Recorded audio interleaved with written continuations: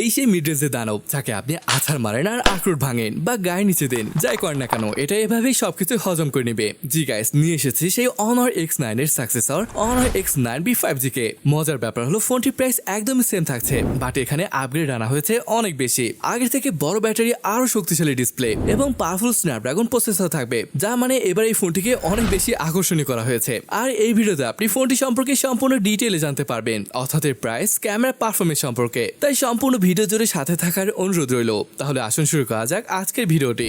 ডিজাইনের ব্যাপার আসলে দেখুন, আমার কাছে আগের তুলনায় এবারে ডিজাইনকে অনেক বেশি প্রিমিয়াম লাগছে। হ্যাঁ, যদিও same circular camera module, but আগের তুলনায় এবারে ক্যামেরা মডিউলটিকে অনেক বেশি সুন্দর দেখাচ্ছে, বিশেষ করে সোনালী রঙের রিং এর কারণে। স্মার্টফোনটি 3টি কালার অপশনে পেয়ে যাবেন। এদের মধ্যে সানরাইজ অরেঞ্জ কালারটি অনেক বেশি ভালো লাগছে। এখানে ভেগান লেদার ব্যবহার করা হয়েছে, যার কারণে ইন হ্যান্ড ফিল যেমন অনেক ভালো পাওয়া যাবে, তেমনি ভাবে দেখতেও অনেক বেশি প্রিমিয়াম লাগছে। নিচের দিকে বেশ চমৎকার ভাবে অনারের ব্র্যান্ডিং রয়েছে। যাই হোক, ফোনটির ওভারঅল ডিজাইন আপনার কাছে কেমন লেগেছে তা জানাতে পারেন।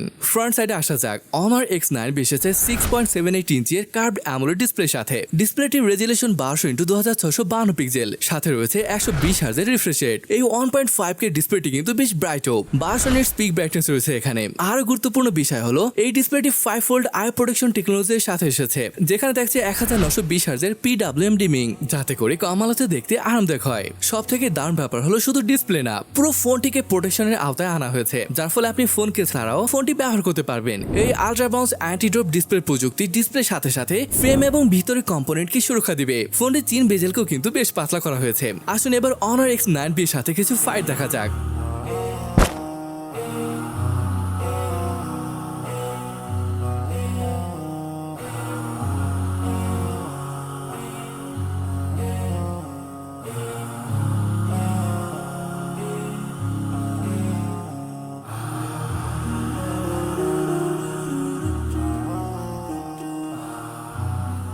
অবশ্যই এটা বাসায় ট্রাই করবেন না, যেমনটা শুরুতেই বলেছি। এবার এই ফোনটির পারফরমেন্সও বেশ ইম্প্রুভমেন্ট আনা হয়েছে, কারণ এবার এই ফোনটিতে ব্যবহার করা হয়েছে কোয়ালকম স্ন্যাপড্রাগন 6 Gen 1। এটা 4nm বেস আপার মিড রেঞ্জ এসওসি, যেটা গেমিং এবং অন্যান্য কাজে দেবে স্মুথ পারফরমেন্স। আর যদি আপনি আগের স্ন্যাপড্রাগন 695 এর সাথে কম্পেয়ার করেন, এই চিপটি 695 থেকে 35% পারফরমেন্স ইম্প্রুভমেন্ট করা হয়েছে, যার ফলে অবশ্যই আগের তুলনায় অনেক বেশি ভালো পারফরমেন্স পাবেন। এই ফোনটিতে সর্বোচ্চ 12GB র্যাম থাকবে এবং স্টোরেজ 256GB।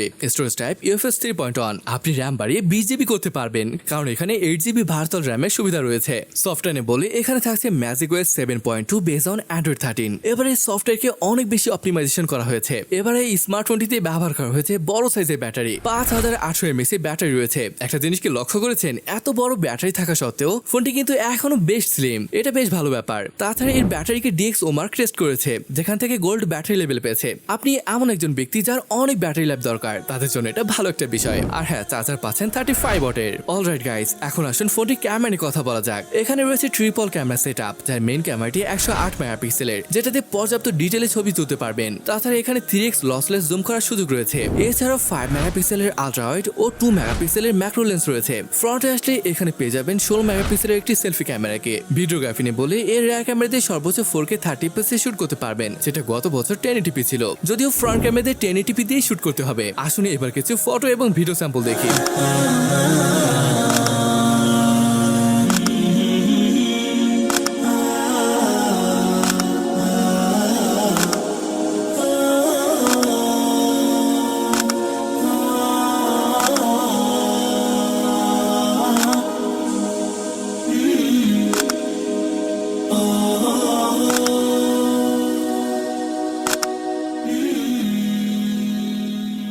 কেমন লাগলো তা কিন্তু কমেন্ট করে জানাতে পারেন। ওকে গাইস, এখন আসুন দেখি ফোনটির প্রাইস কেমন হবে। এটা মালয়েশিয়া লঞ্চ হয়েছে, যেখানে প্রাইস রাখা হয়েছে 1500 রিঙ্গিত। আর এটা টাকায় কনভার্ট করলে কত হবে তা দেখতেই পাচ্ছেন। যদিও দেশে আসার পরে আরো কিছুটা বেড়ে যাবে। আমরা Honor X9 এ যেমনটা দেখেছি, প্রাইসটা প্রথম দিকে অনেক বেশি থাকলেও কিছুদিনের মধ্যে প্রাইসটা অনেক কমে এসেছিল। এখন মনে হয় 34,000 টাকায় Honor X9 এ পাওয়া যাচ্ছে।